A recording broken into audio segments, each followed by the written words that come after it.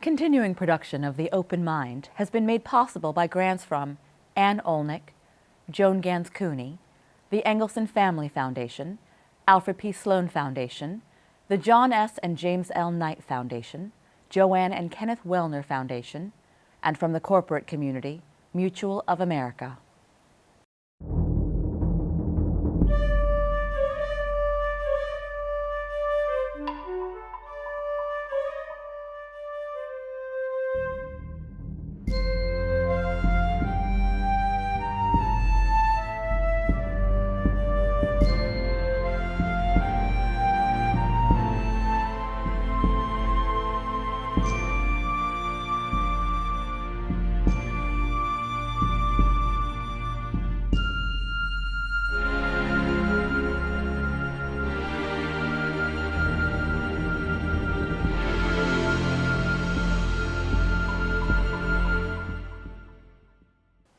I'm Alexander Heffner, your host on The Open Mind. We do biologically as human beings, so must not our politics derive from reproductive rights? That's the contention of our guest today, Professor and Chair of Women, Gender, and Sexuality Studies at the University of Massachusetts-Amherst.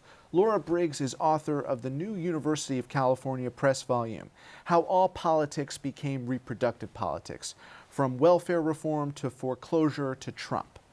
Briggs persuasively connects reproductive politics to public sentiment across a range of significant policy questions. When Donald Trump, vying for the Republican presidential nomination, first hit the front page of every paper in 2015 and generated Twitter storms, Briggs writes, it was by saying that Mexico was sending rapists to the United States, by seeming to defend a violated, victimized white womanhood from a racialized other. This was, in our author's estimation, the culmination of age-old welfare wars against perceived African-American dependency, a cycle of black infant mortality, and a backlash against the Supreme Court decision establishing marriage equality. And Laura is here to elaborate. Thanks for making the trip from Massachusetts. Thanks for having me on. I think that last point is where I'd love to start and connect your thesis here about how all politics, in effect, derives from that reproductive politics. In this most recent Supreme Court decision, you wrote, as a reproductive politics issue, same-sex marriage facilitated the privatization of dependency in both a queerly affirming and profoundly conservative way. And to me, that spoke to how you could start from establish marriage equality and then 2 court sessions later determined that the owner of a bakery can deny a gay couple a cake. How do you see the Supreme Court decision most recently affirming marriage equality playing into this thesis about reproductive rights? So if you look back to the 1970s, you see that gay couples, queer communities were living all sorts of experiments. They were living in collective households. And what I'm interested in is not whether gay marriage should exist or not. Of course, everybody should have all the rights. I'm interested in how marriage became the primary gay issue. So instead of lots of exciting experiments in household structure, what we have is a respectability politics of marriage. But it's not really just respectability. It's the absence of a social safety net that has made so many of us turn to the nuclear family as the place where we're gonna feel safe, be protected in our old age. If we get the flu, who's gonna take care of us? If we get seriously disabled, who's gonna take care of us? And so what we see in the current moment is the conservative right has a politics of morality that they've been putting forward.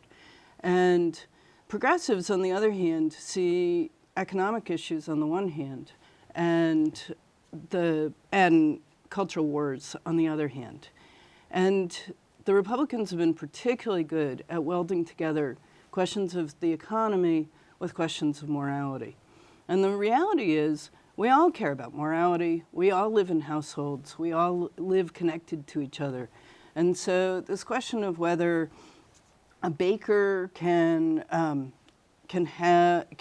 has to make a cake for a gay couple so that they can have a wedding. That's not a progressive issue, right? That's the conservative right putting forward this politics where an evangelical or conservative Christian morality has to occupy the center of politics.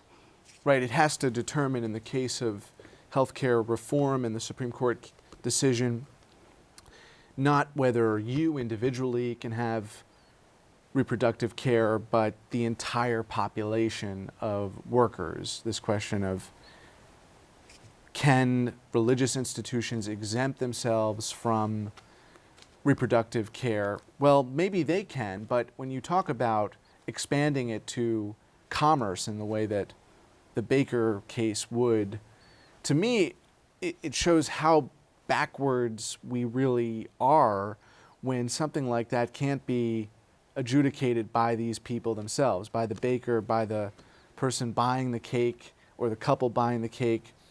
I just wonder how we arrived at that moment. And then when I read here, you talk about the privatization of that ruling and that decision, the marriage issue being kind of in isolation from the society at large. That resonated for me. Only some people feel like they get to occupy the center of politics and morality, right?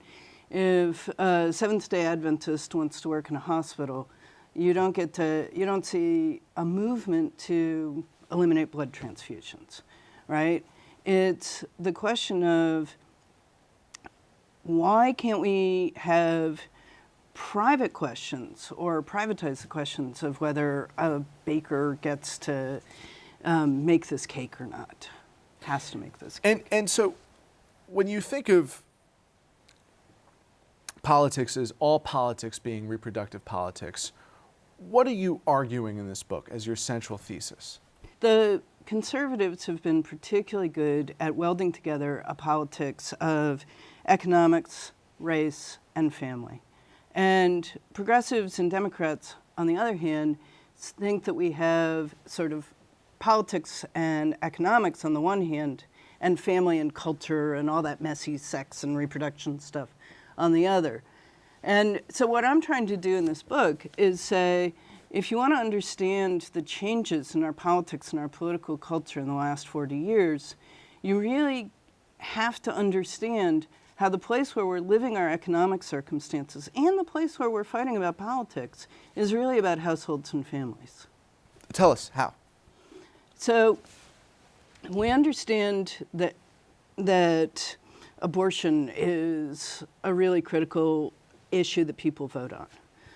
But just as significant have been the broader politics of family and households and communities. I start with welfare reform, or the figure of the welfare queen that Ronald Reagan brought us. Nixon was interested in welfare cheats as well, but Ronald Reagan's particular brilliance was to make that figure female. And so to tell us that the social safety net, AFDC, wasn't there to protect families where there's a divorce or families where there's domestic violence. It's not there to feed white kids. It's there to protect the immorality of black women in particular, who are having children out of wedlock. We all know how that got played out. And we know from watching Donald Trump's rise that the politics of demonizing racialized others, from black folks to immigrants, has been totally critical to to contemporary politics. But there have been a whole lot of moments in between, from Clinton's administration, welfare reform, and the beginning of the crackdown on immigration under Clinton, which really started when his nominee, Zoe Baird, came under attack for having hired people who were undocumented before it was a crime to hire people who were undocumented. And so he watched that issue play out, withdrew the nomination, and over the course of the next 8 years really launched us on this immigration crackdown. You write in that section of the book While we rarely think of immigration to the United States as a reproductive politics issue, that's exactly what it is. It was a strategy or a set of strategies to make reproductive labor cheaper by offshoring it. A discourse of danger, security, and criminal aliens taken up with great vigor by the Trump administration not only masks the more ordinary realities of immigrant households and the paid work usually available to their members, but it's a cover story that keeps immigrant workers underpaid. You don't see this going away anytime soon. It's hard for me to imagine that it's going away anytime soon. I mean, from the nanny gate to what you described in the introduction as, to borrow Justice Thomas's words, a higher tech modern lynching of the Mexican community, which you note ironically brings in more women than threatening men who are potential rapists. So how do you see the discourse evolving in a way that identity politics can grasp the morality of reproductive questions and empower people to not make a single issue case of abortion or marriage, but to encapsulate the wider equity questions? How can the discourse evolve? Well, the important thing to know is, first of all, conservatives have been the real proponents of identity politics. Thank you for saying that. I mean, Kellyanne Conway, remarking as she did that this was a defeat for the Democrats' identity politics, came to me as a shock. Right. Right. It was a victory for the other argument of white superiority. That's right. So on the one, so the conservative right will say Democrats want to talk about identity, or progressives want to talk about identity, but what do they talk about? They talk about the welfare queen and make her black. They talk about rapists coming from Mexico. So we're talking about a politics of immigration that's focusing on men and the pretense of Latino criminality or immigrant criminality. And so it seems to me that what I'm trying to do in this book is show us how to talk about families, households, communities again. I think there was a strong progressive politics of that in the 1970s. And I think that the right really wrested that language away from progressives. What do you think was effective in the 1970s? In the 1970s, we had both a rising standard of living and all sorts of experiments in ways of living, from collective households to the possibility that you could divorce somebody if you didn't love them or if it was an abusive relationship, to the possibility that not all sex had to be within marriage, that birth control could work. You didn't always have to be pregnant. You didn't always have to be raising children if you were female or even if you were male. And that those politics were closely allied with an economic politics. That is the reality today. All of those things you described that were commonplace in the 70s might even be more commonplace in 2017. But I found it interesting you said the Republicans or the Democrats conceded the language and discourse and the Republicans put it to rest. Or if not Republicans, because Nixon, Eisenhower, even Goldwater were a different breed from Trump and company. But when you say we lost something from the 1970s, how do you recapture it today? Conservatives keep telling us that the important families are, or the important households are nuclear families. But that's not the reality of how we live. We live in all sorts of different kinds of households. And it seems to me that simply affirming who we really are and what we really want to do. We want to be able to love people and have sex and not be raising children all the time, or when we're raising children, to have access to decent schools, to have access to communities that are not terrorized by policing, to have higher education, to have a fully fleshed out politics, not just of being able to give birth or not give birth, which is what the abortion debate is about, but really the politics of raising children. And it seems to me that that's what progressives have really conceded, is that we're going to not talk about abortion, kind of embarrassing, kind of upsetting. But abortion is critical. Abortion is about the ability of the ability of women to live in the public sphere without being pregnant all the time. And so it seems to me like when we start talking about minimum wage, we're talking about households. We're talking about how do we have the time and leisure to have full lives, but also to care for people, to care for children, to care for elders, to care for dependents. You've studied reproductive rights, not just from the American perspective. Internationally, I'm interested in your insight into, how has the discourse evolved to bring more equity to disenfranchised communities so that the politics of reproductive rights is one that is embraced and there is consensus and not the kind of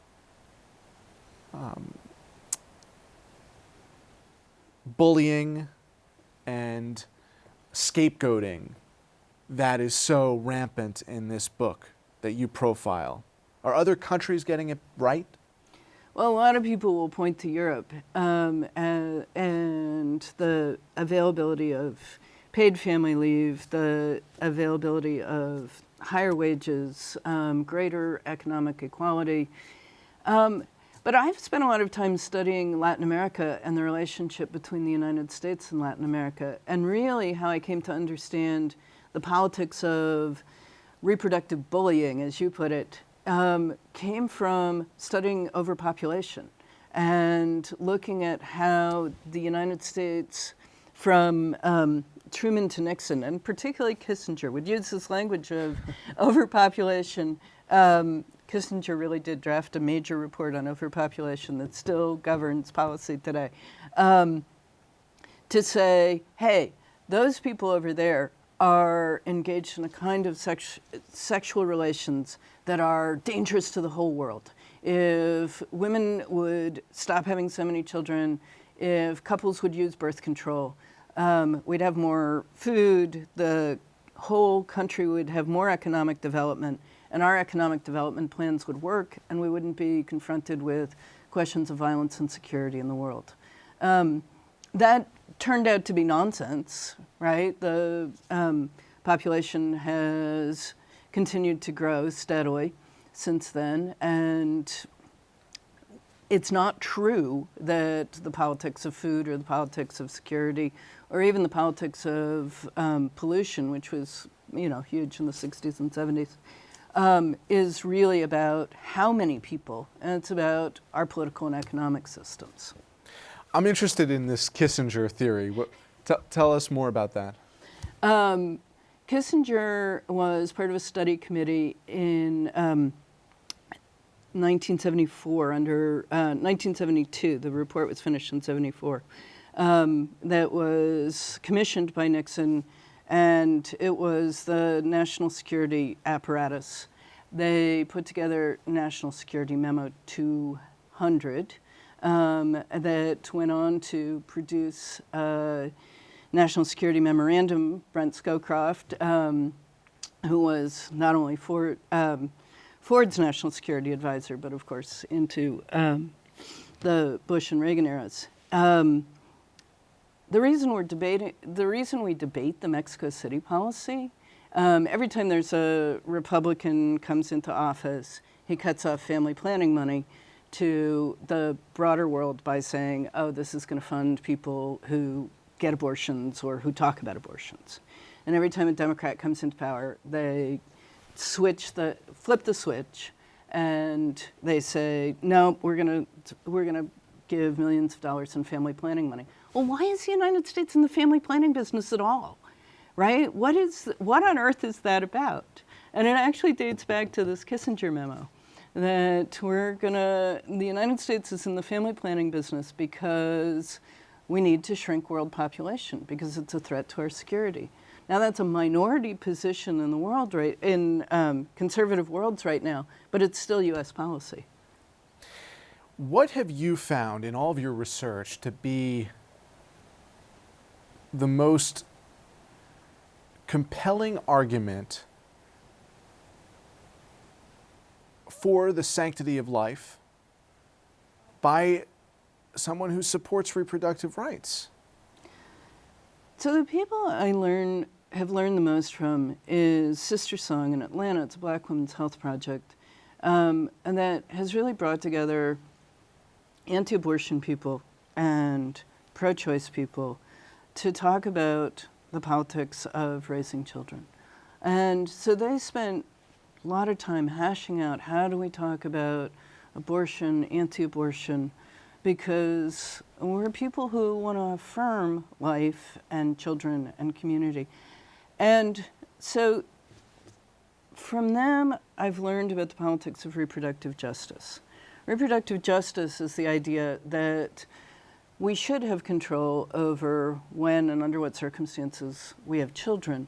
But the most important thing, or equally important thing at least, is do we have the resources to raise children? And that, it seems to me, really takes us to the heart of how the conservative revolution has changed things in the last 40 years. More and more people don't have the resources to raise children in safety, security, and with economic opportunities. Did advocates of reproductive rights and justice not lose the battle long ago with the linguistic trick of being pro-choice? Because pro-choice advocates would say they are pro-life too. Right. Choice is a disastrous language. It's still the disastrous language in which we're mired. Absolutely. But the reason it's a disastrous language is because it's not a language of rights or this is what I get because I'm a human being. It's a language of consumerism, right? I have choice when I go and pick this pair of shoes or that pair of shoes. It's also a language of no gray area, black and white. Absolutely. But it seems to me that more broadly, we need to be talking about how the conditions of our common lives together have changed. And here's an example. So in the 1980s, the biggest question was crack babies, right? That was one of the moral panics that I'm talking about in this book. And it gives rise to all sorts of policing and incarceration around drugs. And it arose from a fundamental misunderstanding of a set of medical data. There seemed to be rising infant mortality, particularly in Black communities. So why was infant mortality rising in the middle 80s? And people looked at the new prevalence of crack in some Black communities and said, well, it has to be crack. And one, this was bogus from the outset. White people are more likely to use cocaine than Black people. But more importantly, once medical researchers realized that crack has very little effect on fetuses, nobody went back and said, so why is Black infant mortality rising relative to white infant mortality? And that was a critical question. What we should have been asking was, how are changes in the social safety net, the continual decline of real wages, particularly for Black communities, and rising rates of mass incarceration, how are those things affecting how are those things affecting infant mortality? And it seems to me like if we want to talk about the sanctity of life, we really need to be talking about wages. We need to be talking about how do families, individuals, households, communities get what they need to help elders and children survive. And where ultimately does abortion fit into that broader argument for the sanctity of life? In other words, if you were to construct a new paradigm in which we disposed of choice and life, what would be the playbook? Life wouldn't end at birth, in my conception. In other words, when pro-life people talk about life, they're talking about birth. Everybody has a right to be born, and that's not enough. I think we need a politics of human well-being. I mean, it used to be in the 70s when we talked about welfare as the responsibility of government. We meant it in the broadest possible sense, that government has a responsibility for security, economic opportunity, education, and our collective welfare. And what the politics of the Reagan era did was to constrict that notion of welfare. So what I would do if I were talking about life, and I'd ditch the politics of choice because I don't think we can talk about that anymore. I feel like that language is so full of bad meanings for so many people. A politics of life is a politics of our collective welfare, our collective well-being. And we haven't talked that much about the role of corporations in all of this, but as wages go down, as welfare was eliminated, we've seen obviously a growing inequality between the rich and poor, and our jobs have a lot to do with why that's the case, right? And so for me, a politics of life would also be a politics that we need to get paid enough. We need a 40-hour work week so that we can take care of our households and our communities. And that's a politics of life and common welfare. Thank you, Laura Briggs, for being with me today. Thank you. And thanks to you in the audience. I hope you join us again next time for a thoughtful excursion into the world of ideas. Until then, keep an open mind.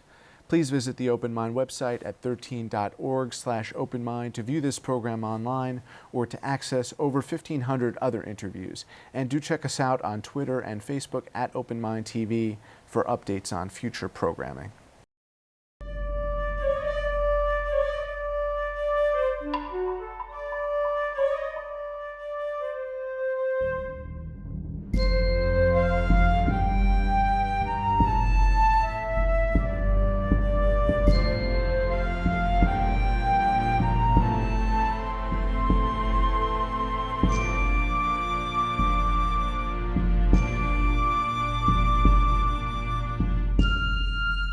Continuing production of The Open Mind has been made possible by grants from Anne Olnick, Joan Gans CUNY, the Engelson Family Foundation, Alfred P. Sloan Foundation, the John S. and James L. Knight Foundation, Joanne and Kenneth Wellner Foundation, and to the corporate community Mutual of America.